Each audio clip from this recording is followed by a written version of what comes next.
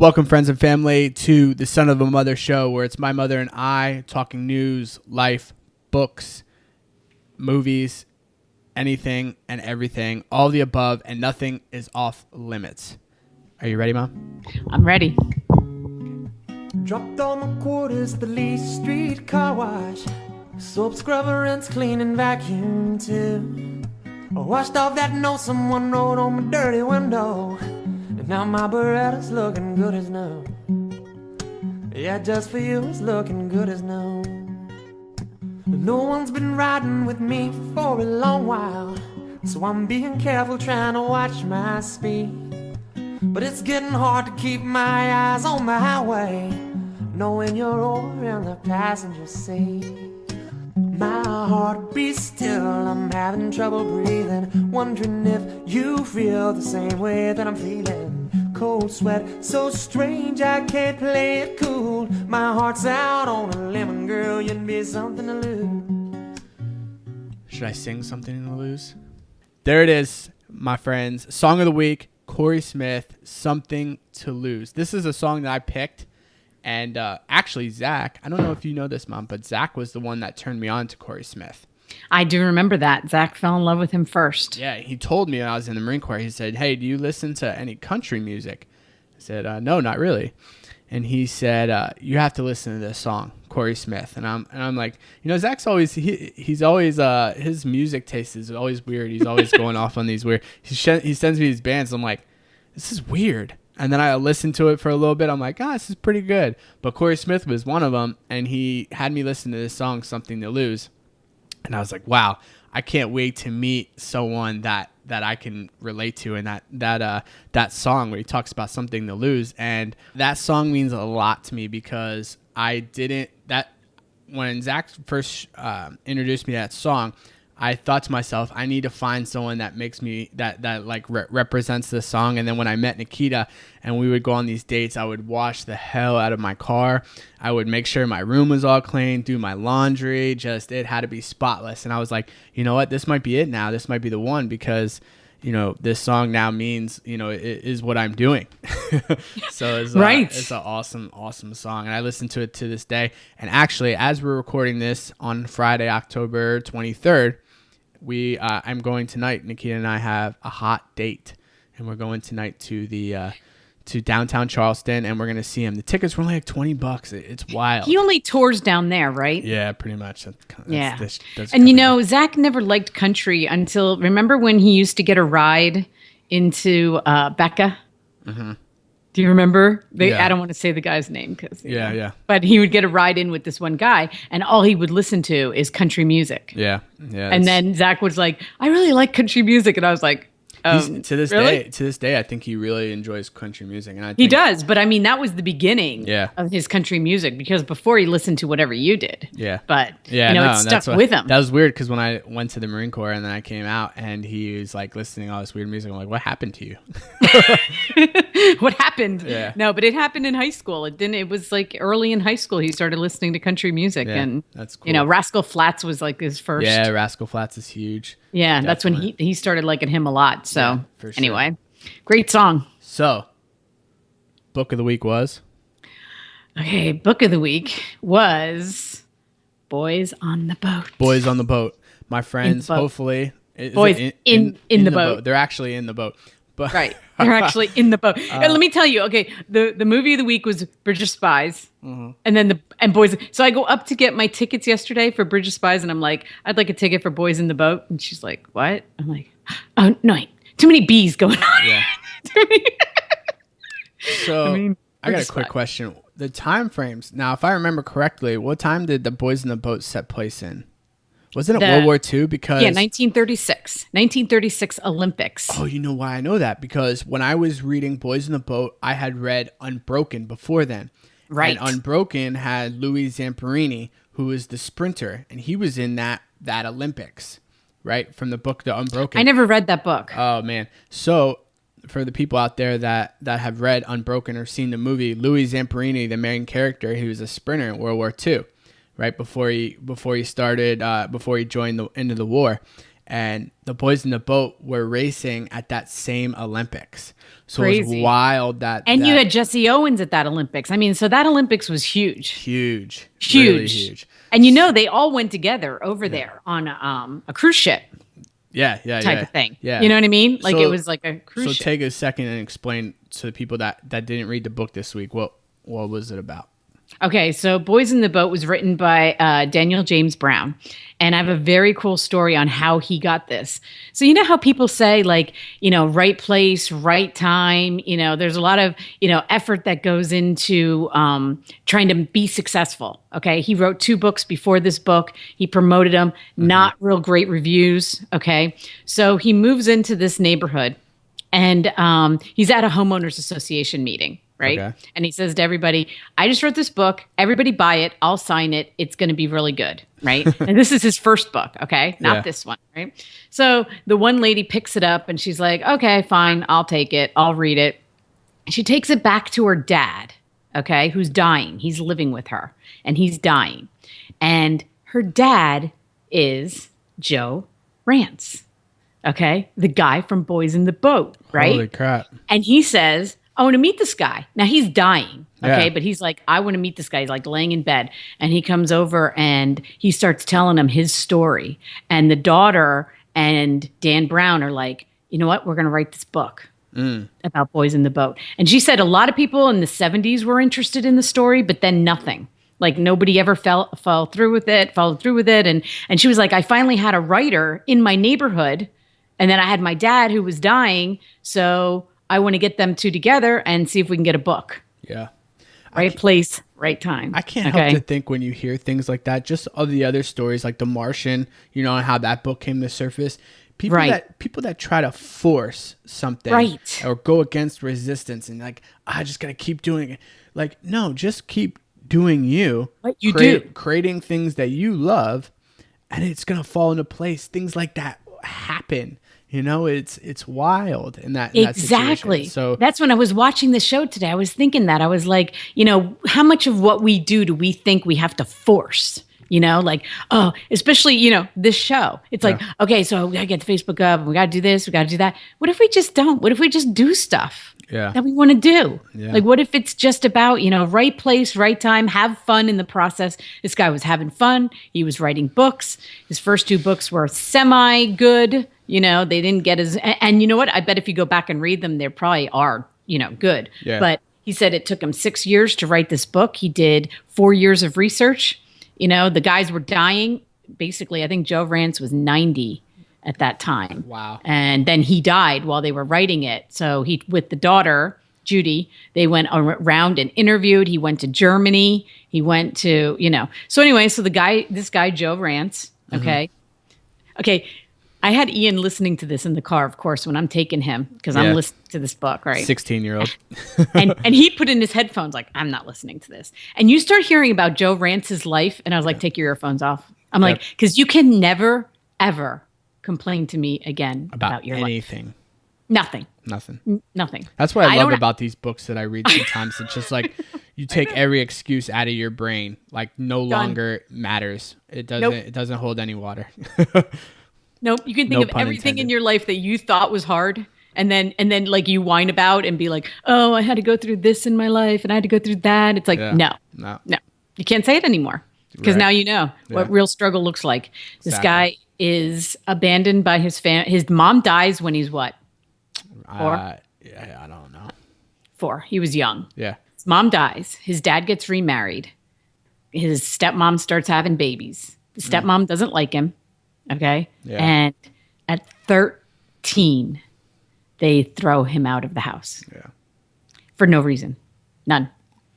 Except for that she was having babies and she, it was just, she didn't like him. He was from the other marriage and, she was a jealous woman. And talk about forgiveness. Mm-hmm. Because after she dies and he goes back and helps his dad raise the rest of the kids. That's wild. You can't complain. No. There's no complaints. Yeah. Because these books are about character. Like, don't you think, like, did he not show character above and beyond? Like, and it's not like he was reading articles online like, I need to be this person. You know what I mean? They didn't have that. It was just so instinctual to that. That thought is even just crazy. My mic fell. Technical difficulties. The mic fell Technical over. difficulties. I'm laughing too hard. Yeah. But yeah, it was so instinctual to him to step up to that plate and be the person that, needed to be there. Really. Right. So it's crazy. And not just that, like his whole, this book, if you have not read this book, you need to read this book. For your life. For your life. What he learns about how the kind of person you need to be. There's 9 guys on that boat. Yeah. He figures out that, he had to care about every one of those men in order to make it work. Yeah. And they had to get along. It's just about. So didn't they lost that first Olympics they were in, and they decided. No. What was it? No, they had he never lost a race. Joe Rantz had never been in a boat that lost a race. Okay. Yeah, it's been a while since I read it. I'm trying to piece together. Okay, so they had lost the national title. Oh, okay. Okay, to one of the other colleges, right? Yeah. Why is it skipping my memory of which college it is? It was in New York. I want to say Princeton, but it was an Ivy League. So anyway, that makes sense. It's not important, but it's not important to the story. The basic thing is they came in second. Okay. Yeah. Go back. And, this guy figures, you know what? I think I have a national, I think we can go to the Olympics. The coach is the first one that's like, I think I got an Olympic team here. Yeah. So he starts that next year was 35, and he's like, I'm going to figure out which men are in the team. And Joe Rantz wasn't one of the guys in the beginning. Right. He had to work his way through. And the guy that Pocock, George Pocock, who was the one making the boats, he was the one who saw in Joe. That was a cool story. That guy that makes those boats, like, that's wild too. That's a cool story. There's so many cool stories intertwined in inside. That. You're getting to learn what's happening like pre-World War II. What is Hitler doing right now? Well, the Jews are starting to have a bad time, okay? Just at the beginning of starting to have shitty days. Starting to have bad days. And then they decide, so Hitler's like, they had picked Germany for the Olympics like a long time ago. And then he was like, wait, I don't want anybody in Germany. I don't want anybody in Berlin right now because they're going to see what's happening. But then he gets in with this actress and she tells him, she was like, no, you should do it. Bring everyone and here. Let's pretend it's a movie. We'll make it a movie set and everybody will go home and say Germany is awesome. Yeah. And he was like, done. And then they just redid the whole city to make it a show. And it worked. Yeah. Because the world did go back and say it definitely worked because they went back and said, you know what? Everything's fine. There's nothing wrong with Germany. We were just there. Everybody's fine. It's beautiful. Yeah. So it really worked. Having the Olympics there really helped him. That's great. Another cool story about this book. Mm-hmm. So I began listening to it last weekend when I was at Mark's house, and I turned it on, and I was crocheting, and he was doing whatever, and he turns to me and he's like, "That's Edward Herman reading that book." I said, "Okay, sure." And he's like, "You don't know who Edward Herman is?" I'm like, I have no idea. He's like, he played Franklin Roosevelt in that movie, and then he did all the History Channel documentaries. That's him. So I go on, I look, yep, guess what? He was right. It was him. Wow. Yeah. So not only, because I listened to the book. I don't know if you did, but I did too. So as I'm listening to it and then, realizing that this is the History Channel guy, the book is amazing, but his voice and how he builds up what is happening, I don't know that I could have listened to it with any other voice. Yeah, there's a certain dynamic when it comes to a great narrator. And a lot of times I love Audible, right? And a lot of times I literally just, if I like that narrator, you can click on that narrator's name and you can see all the books he'll narrate. And you just pick up a random book because he narrated it.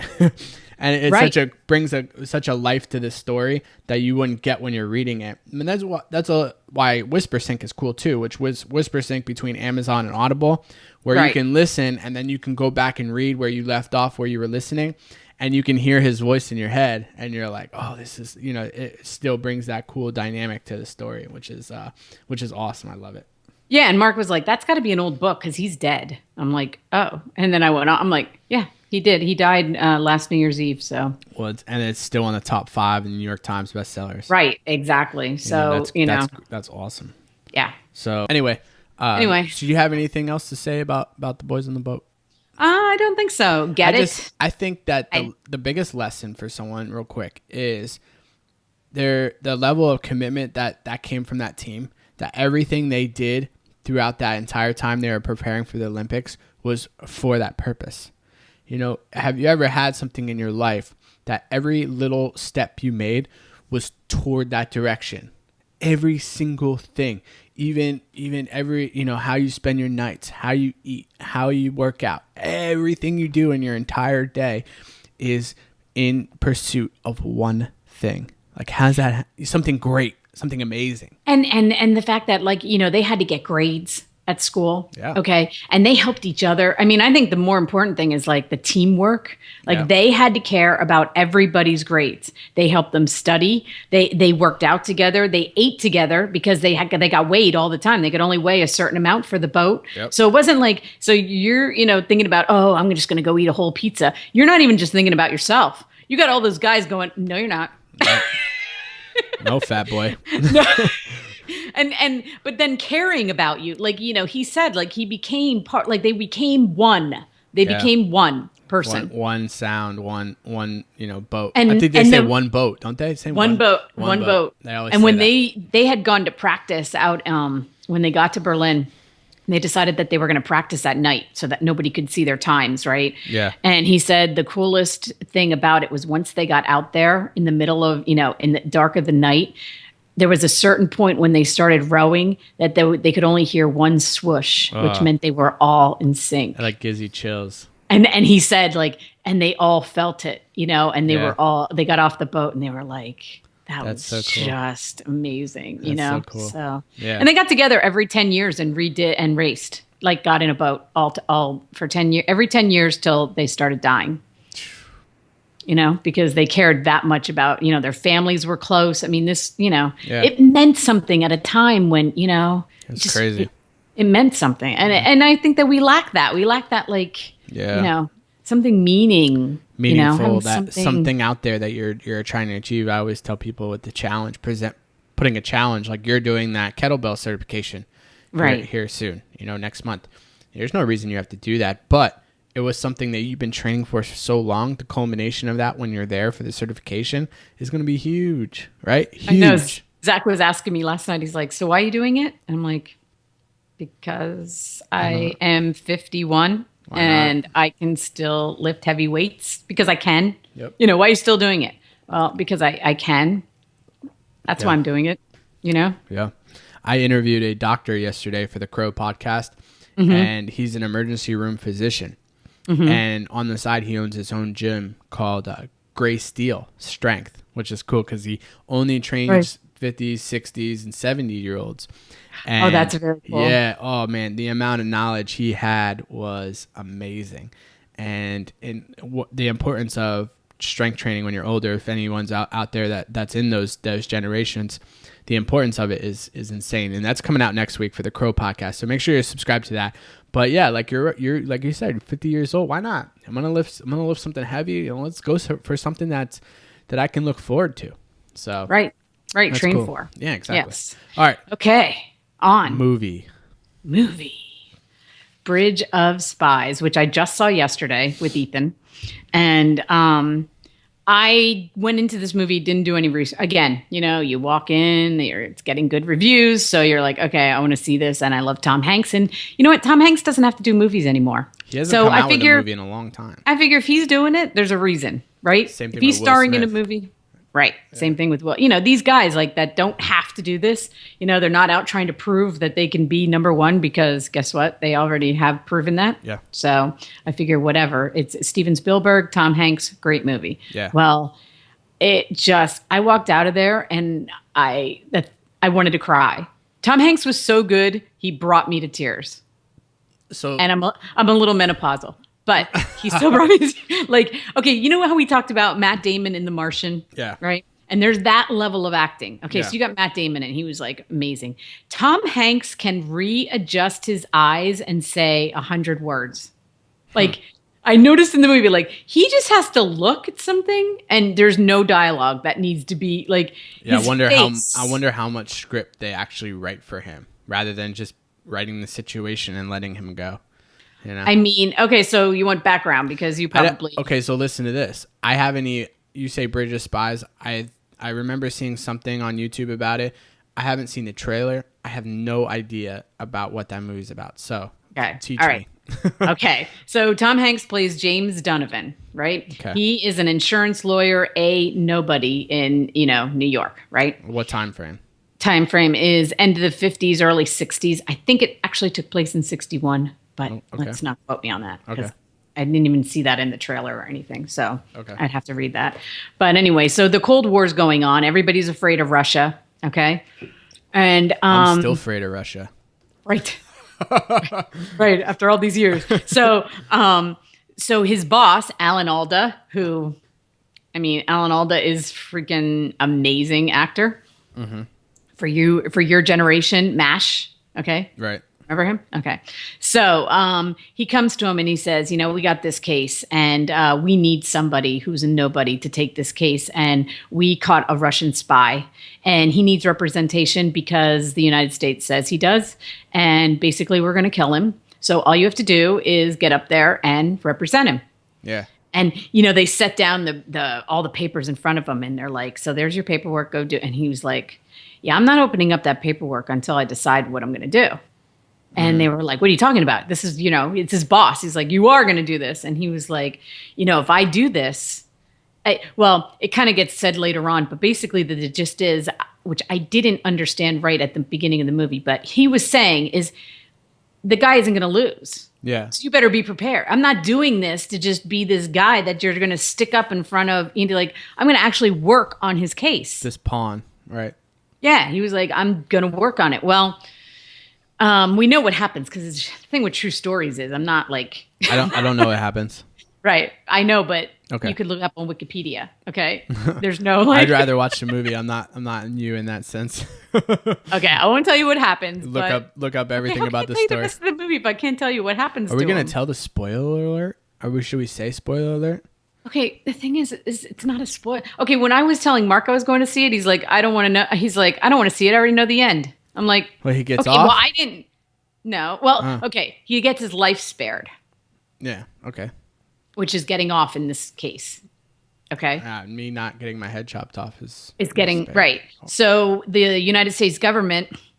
Okay. So maybe you can help me with this part. What is the name of the planes that they would fly over Russia at like 70,000 feet to take pictures? Well, there was not a specific name, but they used to have like the bombers would usually do that. They would fly really, they looked like really stealth planes, but they weren't stealth at that time. No, because they didn't have stealth. Now it would be drones, but right now it would be drones because they couldn't hear. I remember there's a couple of World War II books that they would say. I don't remember in the 50s and 60s. I haven't read. I'm not too big on the aviation history with that, but they would say like a lot of times in the World War II camps in Germany and in Japan, they could see the bombers flying really, really high, and they wouldn't come down low, but they knew that they were circling, watching the area, and that was like their glimpse of hope. I mean, that's even in that book, like I talked about, Unbroken. They'd fly really, really high, and they could see them up there, and they'd see all the Japanese camp workers, whatever you want to call it, prisoners of war camp workers getting like real anxious about seeing the bombers. So you can see them, but they would fly so high. Like you said, 70,000 feet sometime. I don't know if it was that high, but... No, it was. They said that high? They said it was at 70,000 feet. But anyway, the pilots who are instructed to do this, which they, pick out to do this, they have what they call a destroy button. So if they get hit, they have to destroy the plane and destroy themselves. Okay. Wow. There was no POW thing going to be happening. Okay. Wow. Because they did not want them caught. Right. Yeah. So this one guy goes up, of course, and he gets hit, but he just can't hit the button. Cops out. I think I'd cop out. And he lives. And so they use, the spy, Rudolph Abel. They use the spy and they, for an exchange. Okay. Yeah. But in the meantime, there's also a kid that gets caught in East Germany, East Berlin, who's an American student. And so we've got these three characters, basically. One spy, two Americans, and he figures out how to get them back. But it was just interesting to me because when the pilot came back, there was no, like, hugs. They were pissed. They were pissed because he got tortured. Because he got tortured, and they didn't know, like how much torture it would take for him to say anything. And, it was just interesting to me because, he looks at Tom Hanks at the end, and he's like, I didn't talk. And Tom's like, yeah, it really doesn't,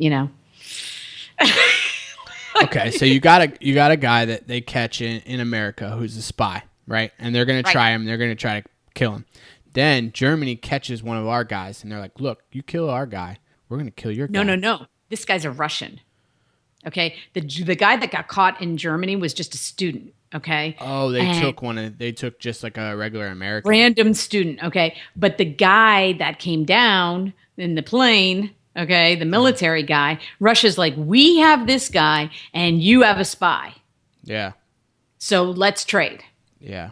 Okay, and that's why America was pissed because they're trying to kill that Russian. Right. They don't want to trade. They didn't want to trade. They didn't want to be in a situation where, they felt like Russia had an upper hand or even an even hand, Yeah. So, that's kind of, but I mean, so Tom Hanks, here's another story. He risks everything. Okay. Everything. His family is like, people hate him for taking on this guy. Okay. During a time when people were afraid of Russians, like they were really afraid. Okay. Not just, so, but his character, and it's a true story. So the guy, he portrayed him so well. Like he just was like, you know what? We live in the United States of America. Because the guy even said, Abel, the spy said to him, why didn't you ask me whether I did it or not? And he was like, I don't care. Right. I don't care whether you did it or not. I still have to defend you. Yeah. That's interesting. Defense attorneys, that's a tough job because I think that's like lower on the echelon rather than being a prosecutor. Like you have to work your way up being a defense attorney and then you become a prosecutor. But some people just make millions off of being defense attorneys. Exactly. So that's a tough being a lawyer. But do you know who played his wife was Holly from The Office?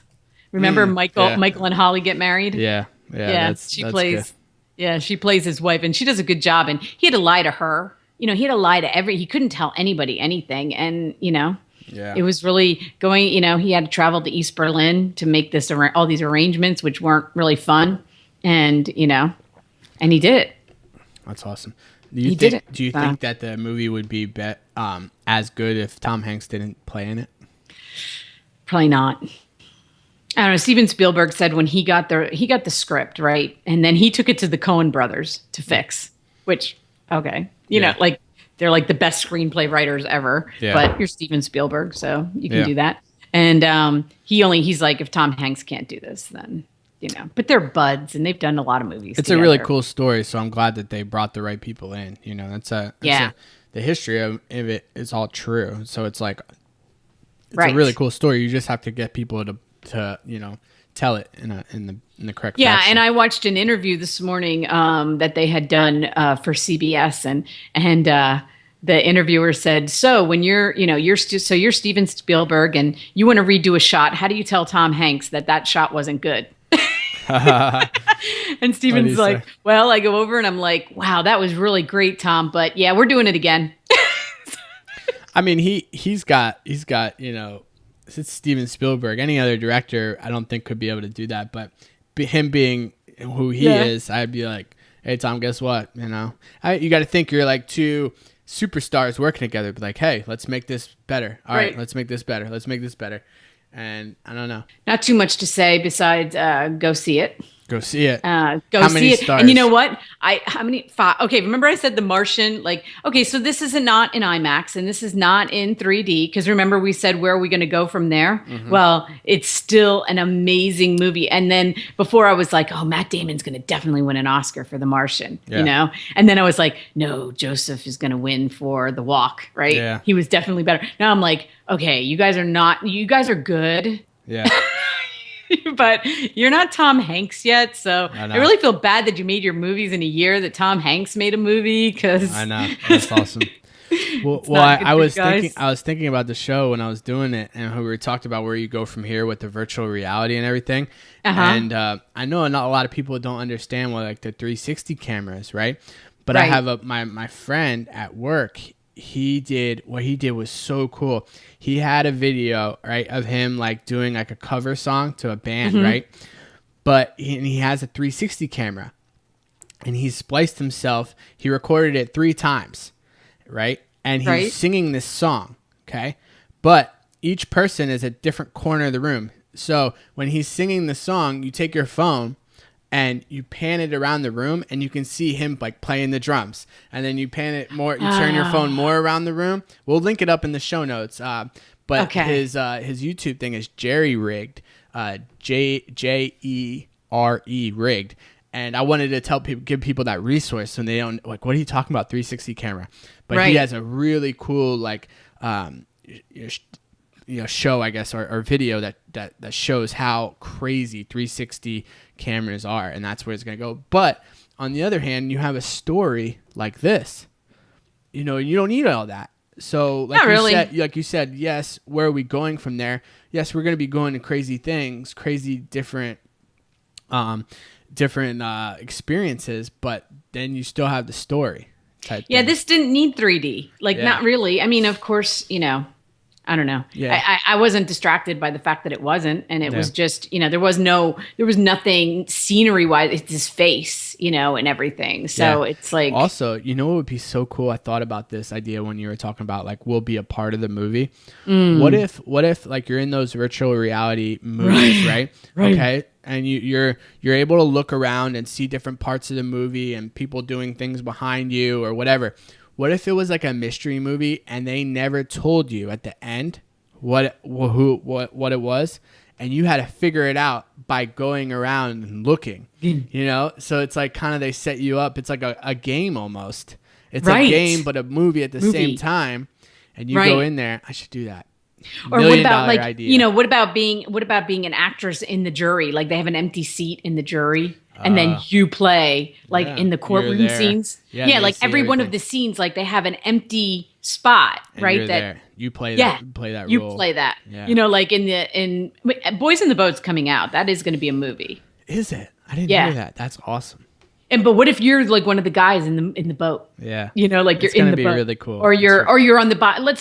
That might be hard. But let's say you're in the audience watching the boat. Yeah. Right there while the boat's like, you'd be like that would be very cool. We are in the future right now. Did you actually see yesterday was Back to the Future Day? Future. Yes. Yeah. Well, did you see the video of what's his name? Fox, who has the disease. Yeah. What's his first name? Michael J. Fox. I don't know why I forgot that. But the video of him wearing the self-lacing boots. They're coming out next year, but it's a year late. Yeah. But it was like really cool. He put them on, and then you hear the noise like. Zoop, zoop, zoop, zoop. What was the other thing that they had that we have? There was something else they showed.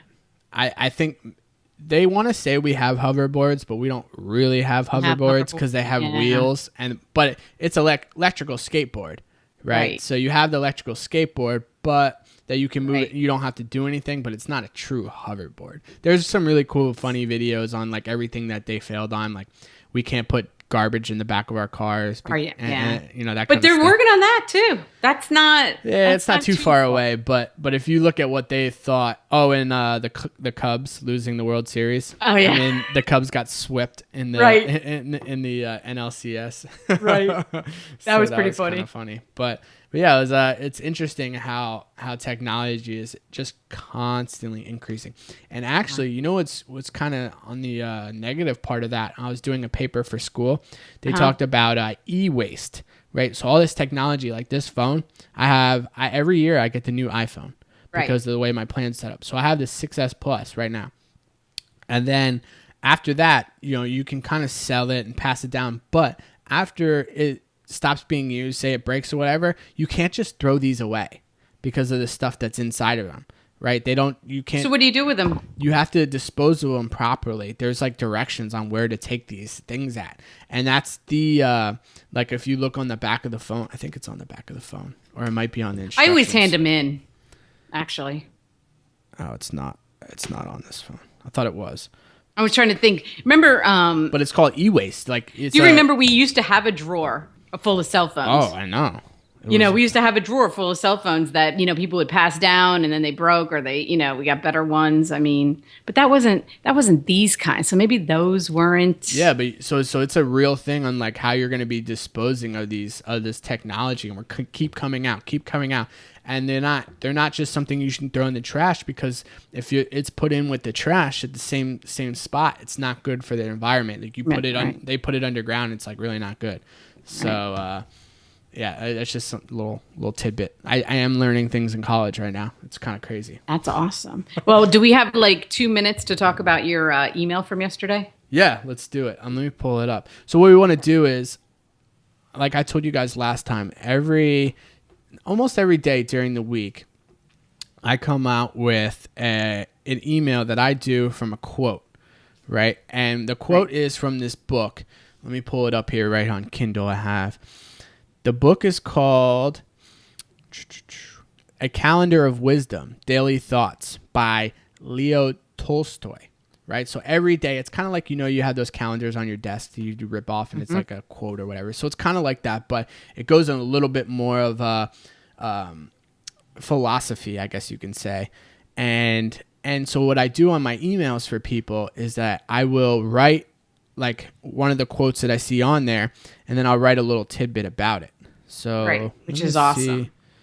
Do you have the email? I do. I have it up. Yesterday's email. And what I wanted to say about it is... Can you read the quote? Okay, it's long though. I read fast. Okay. The meaning of life lies in 2 major areas: your personal perfection and service to other people. You can serve while you are moving toward perfection, and you can move toward perfection by serving other people. So let's just go on that, because the rest of it, I think... That was the main point. That's the main point. And I think that as I grow older too, like I think about that a lot. Like, what is serving other people? Like, basically... what have I done in my life to serve other people? Yeah. And, I try to answer that question, and I try not to make it too complicated, because really raising children is serving other people. You think, oh, but I wasn't out there and I wasn't. No, okay, maybe I wasn't doing that, but every day that I woke up and made breakfast and did laundry and, like that was my service during my, so I think that people don't think of that. It's like, but I got to be out there and I got to be serving other people. And it's like, okay, you're serving the most. If you can't serve your family, okay, that is like, I don't think you need to be out serving others before, maybe once you take care of, like if you've got the family good and then you feel, and, of course I did other things to promote, when you were in sports and stuff, but really I don't know. That's what I was thinking about yesterday when I read that quote. I completely agree. I think here's the progression toward it all. If you're looking and you're thinking about how you're going to serve someone or move toward a path of being able to serve, the first step is to make sure that you're strong. Okay. Right. And I'm not talking about being able to lift whatever. I'm talking about internally. Your life is sound. You're at a point where you've worked on yourself, you've done the reading, you've done the practices, and you've learned from experience. Experience is the first step that you need to acquire. Then you move into being able to help others. But you're not helping others like Mother Teresa did, like Martin Luther King did. You're helping others the way you can, okay? Because what you can do is different than anyone else in the world. And I talk about that so much. No other person in the freaking world can do what you can do. So just do what you love to do, and that will speak to people. Okay, it will speak to people. There's too many people in the world for that hundreds of thousands of people not to like what you have to say. It's just the equation, the formula is in your favor, my friend. It is directly in your favor. I on my Cro podcast, I've been doing it for like a year. hundreds and hundreds of downloads every week, every month, and it's just like I'm just talking to people, but the formula is the odds are that people will listen. Okay, right. You just have to find you don't even have to find. People are attracted by passion, by the things that you want to do. So it doesn't even matter. Like people research. Oh, I got to do market research and find out who I want to talk to. No. Joe Rogan says, he's like, I'm a terrible businessman. He said, I just do what I really love doing, and I just I work really hard at that. So exactly. I don't really care about testing or whatever. I just work really hard, and it's not work because I love doing it. So that's how he said, that's my secret. He said and I'm not impressed with myself. He said, I call myself a bitch all the time. And that's the thing. If you can just, you know what I do when I go pick up Ian every day, right? Yeah. I go through Starbucks or Dunkin' Donuts to get myself a coffee, right?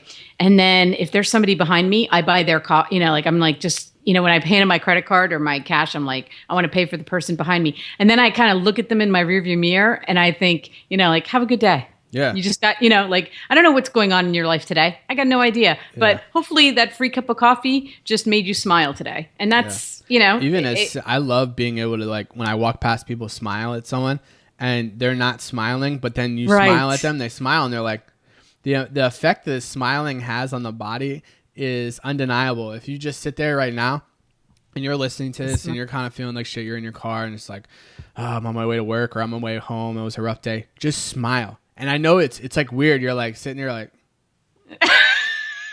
in the rearview mirror, and you're like, and just smile for like 30 seconds without stopping. And when you stop, you'll be like, wow, I feel better.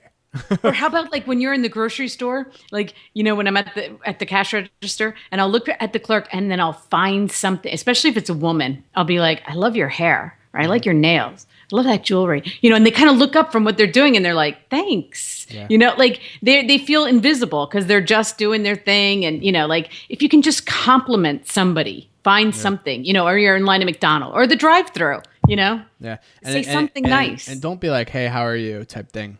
And I like to rephrase that. I'm like, you doing all right today? And I'm looking right in the eye. You doing all right today? And they look, yeah, I'm doing all right. All right, good. You know, that's everything great. going. Everything, I love that. Everything are you doing all right today? You doing all that right we today? can see people are like, how are you? Oh, good, good. You good? No. You doing all right today? And they look at you like, am I doing all right? Yeah, I'm doing all right. All right, good. You know, when you get off soon. You know, type thing. So, yeah, you know, just you know, people are people. They're doing their job, but I think the more you can talk to people around you in the grocery store, small. You know, I'm not saying you have to do what we're doing in this podcast. We're just this is something that spoke to us. We like talking. We talk every single day in the car. Now our talks are a little bit more boring, but because we have this show. I don't know. I think they're a little bit more interesting because then we got to talk about like. Well, we're like, are you doing this? Are you doing this? We got to do this. Talk about this. Are we doing this for the show? Because we're trying to reach people with the show because we think that there's value to the show. So we're trying to incorporate some things into the Facebook page just so it's easier to digest for you guys. So that's what we talk about now, and it's just what we love to do. And we appreciate all the positive comments we've been getting because we've been getting a lot of positivity. Yeah, and it's awesome. That's people awesome. Love it. Yeah, I got guys at work, you know, listening to me and my mom talk. It's interesting. It's interesting. You know, well, and the family members are like, "So when's the next one? So when's the next one?" Or they remember what you said, like, "Why you need to talk about me more?" That's the problem with 6 kids, right? You need to talk a little bit more about me and what I do. Like, right, okay. Right. Like, so, you know, can you and Kyle just talk about me? And then they realize how little we talk about them, I think. Well, here's my message to all my younger siblings, children. If you want us to talk about you, how about you come on the show? I'm sure everyone would love that. And we could talk all about your life. We could talk about what you do, how fantastic you are, how amazing you are. And, Annie always wanted to be on YouTube. Come on, Annie. There you go. And she could talk about awesome. I sent her a video this morning of Ella, my 3-year-old, coming up to me and telling me her hair is on fleek. I'm like, what? What is that? And Nikita's laughing. I said, what's fleek? She said, it's like this word that younger people use. What does it mean? And she's like, it means like cool. I'm like, fleek? Did Annie say that's true? Yeah, so I sent it to Annie, and then and Annie like put all the emojis like crying, laughing. I said fleek, And she's like, yeah. So I sent her the emoji like this. And she was dying laughing. I sent it to Kara too. I'm like, wow.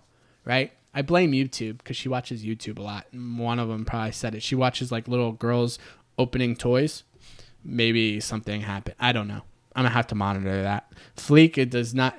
It's not a word that exists. So well, I liked when I was on FaceTime with Ella this week. She was showing me all her Barbies, and the one has like this broken arm, and I'm like, "Oh, maybe you should get rid of that Barbie." And she was like, "No, no, like, oh, it's really maimed and it's broken arm, and but yeah, she didn't care. She's not getting rid of the Barbies. Yeah, that's funny.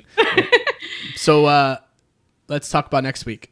Yes, our book for the week is Pirate. Drum roll. Pirate. What was it? Pirate Hunters. Yes. Pirate Hunters. Pirate Hunters. Pirate we said we were Hunters. going to do nonfiction, but this is really close to. We said we were going to do fiction, but this is really close. It's a true story, but it's by Robert Kurson, and I highly suggest that you listen to this book while you're not. The days that you're not listening to us in your car, you should be listening to this book, Pirate Hunters, for the next week. Treasure, obsession, and the search for a legendary pirate ship. And in the words of Tom Hanks, I mean, I really do love fiction, but he said that we should be reading and watching movies that are fiction when all the stories have been told. Will Smith has said. I was like, "Ooh, that's a long list of stories." No shit, right? But on the other side, I mean, that's very true. On the other side of that, you can gain a lot from, especially if you enjoy writing, you can gain a lot from reading fiction. I have gained some stuff from fiction. I'm not going to lie, but I do, I understand what he's saying. Yeah. As I get older, I like to hear some, there's a lot of good stuff out there. Well, Will Smith said the two best things in life are running and reading. So he said, running, obviously, so you can stay healthy, but reading because there's no problem that you encounter in your entire life that someone hasn't written a book about it. And that somebody else hasn't done and better. Your situation is not special. Okay. It's right. someone's written a book about it. If you ever complain about your childhood, I'm going to be like, la, la, la. Like you had it great. You can't even complain. Yeah. I mean, okay. I can, like, even with the kids now living at home, they can complain. I'd be like, I had it so much worse than you. But like, if you look at mine, like, it doesn't even compare. I didn't kick you out at 13, so in my eyes, you're pretty good. I won. You won. just being able to wake up in a bed, you know what I mean, and having your family near you, you win. You win. I don't care what your sheets look like. I don't care how they feel. And I'm sorry, you went to a great high school you had a great house with lots of kids that I think, I gave you your best friends. I had a basketball court in my driveway. You know what I mean? Stuff like that. Tell me I gave you your best friends. I did. Yeah, he gave me my best friends. But, nah, just kidding. So, read that book, my friends. Pirate Hunters. We appreciate it. Movie of the week, Steve Jobs. Oh, you want to see that this weekend? I want to see that this weekend. So we will Do you know of any other person that's died that's had more movies made about them in such a quick time? I don't know, but what I am going to do is compare the last two. So I will compare the one that Ashton Kutcher portrayed him. That's what I've been holding out on because of it, because I really like the Ashton Kutcher Me too. one. So, but I'm going to give this a shot. It got great reviews. This one has his kids. Talk about it. This one has his kids in it, really involved in the story. So that might be really cool. I really didn't know he had kids. No, he has 3. Yeah. But I will be comparing it. So if you want to, be able to check back next week. Right. So we record on Fridays. When do we release them? At the end, we release them at the beginning of the week, and we record at the end of the week, basically. Yeah, so like Monday, usually Monday, because then I can work on it all weekend. I am the producer of this show. Yes, if you guys didn't know, but yes, please come back next week. We're going to talk about Steve Jobs, talk about that movie versus the other movies.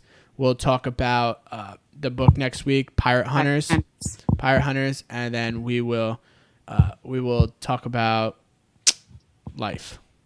Go spread love. Help someone. Thank you guys. Take 2 seconds. Leave us a review. Let us know what you think. And let us know which kid you would like on the show first. You have 5 choices. Right. So thank you guys. It's a humbling that you are listening to this and you made it to the end of the show. I appreciate it. And we'll talk to you next time. Bye for now. Bye.